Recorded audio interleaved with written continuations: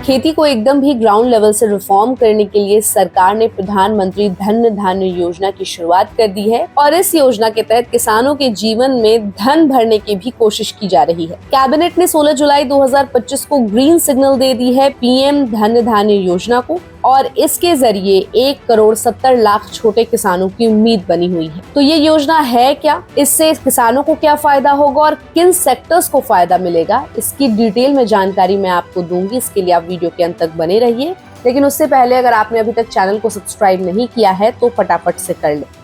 देखिए, इस योजना की बात करें तो इस योजना का फोकस है देश के 100 जिले जहां पर कम प्रोडक्टिविटी वाले किसान हैं, खेती होती है, जहां कम उपज है, कम इंफ्रास्ट्रक्चर है और ज्यादा डिपेंडेंसी जो है वो मौसम पर है। साथ ही इस योजना के जरिए बैकवर्ड एग्रीकल्चर डिस्ट्रिक्ट्स को चुना गया है और टेक्नोलॉजी, इरिगेशन, स्टोरेज और मार्केटिंग से एम्पावर भी किया जाएगा। ऐसा माना जा रहा है कि इससे न सिर्फ किसान की आमदनी बढ़ेगी बल्कि रूरल इकोनॉमी को भी बूस्ट मिलेगा। इस स्कीम के तहत किसानों को मिलेगा क्रेडिट सपोर्ट यानी आसान कर्ज, बेहतर सिंचाई के साधन और सबसे बड़ी बात मॉडर्न पोस्ट हार्वेस्ट सॉल्यूशंस, यानी अब खेत से मंडी तक की जो जर्नी है वो स्मार्ट और सुरक्षित बनाई जाएगी। किसान अपनी फसल को ज्यादा दिन तक स्टोर कर सकेंगे, अच्छे दाम मिलेंगे और वेस्टेज भी कम होगा। सरकार क्रॉप डाइवर्सिफिकेशन यानी एक से ज्यादा फसलें उगाने को बढ़ावा दे रही है। इससे किसान सिर्फ एक फसल पर डिपेंडेंट नहीं रहेगा और साल भर उसकी कमाई चलती रहेगी। वहीं सस्टेनेबल फार्मिंग पर भी जोर दिया जा रहा है, जैसे पानी की बचत करने वाली तकनीकें, सॉइल टेस्टिंग और बायो फर्टिलाइजर का इस्तेमाल। सिंचाई की बात करें तो ड्रिप इरिगेशन, स्प्रिंकलर्स, ट्यूबवेल्स और मिनी पंप जैसी सुविधाएं इस योजना में शामिल है। यानी अब खेती सिर्फ बारिश पर नहीं,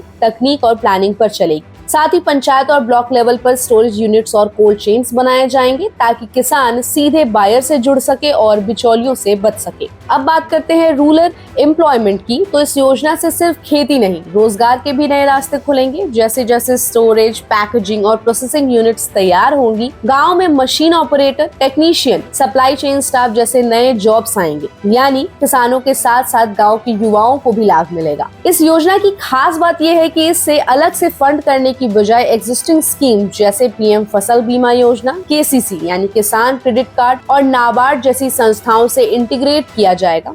यानी ये योजना मल्टी मिनिस्ट्री और मल्टी लेवल कोऑर्डिनेशन के साथ चलेगी। Ministry of agriculture, animal husbandry, fisheries सब मिलकर इसे इम्प्लीमेंट करेंगे। अब थोड़ी बात चैलेंजेस की भी कर लेते हैं। ग्राउंड लेवल पर जानकारी की कमी, अवेयरनेस कैंपेन्स की धीमी गति और फंड डिसबर्समेंट की स्लो प्रोसेस, ये कुछ मुश्किलें हैं जो इस स्कीम की सक्सेस में रुकावट डाल सकती हैं। लेकिन गवर्नमेंट इसको सॉल्व करने के लिए डिजिटल कैंपेन, एफपीओज और गाँव के लेवल पर ट्रेनिंग इनिशिएटिव्स शुरू कर रही है। तो दोस्तों, पीएम धन धान्य कृषि योजना कोई एक दिन की पहल नहीं है। ये एक स्ट्रक्चर्ड फ्यूचर रेडी प्लान है जो छोटे किसानों को सीधे सीधे एम्पावर करता है। ये योजना सिर्फ खेती की प्रोडक्टिविटी नहीं बढ़ाएगी बल्कि खेती को एक प्रॉफिटेबल बिजनेस में बदलने का सपना भी पूरा कर सकती है। तो आपको क्या लगता है, हमारे किसानों के लिए ऐसे कदम जरूरी है या नहीं? हमें अपनी राय कमेंट बॉक्स में दें और ऐसे ही अपडेट्स के लिए keep watching and subscribe good returns.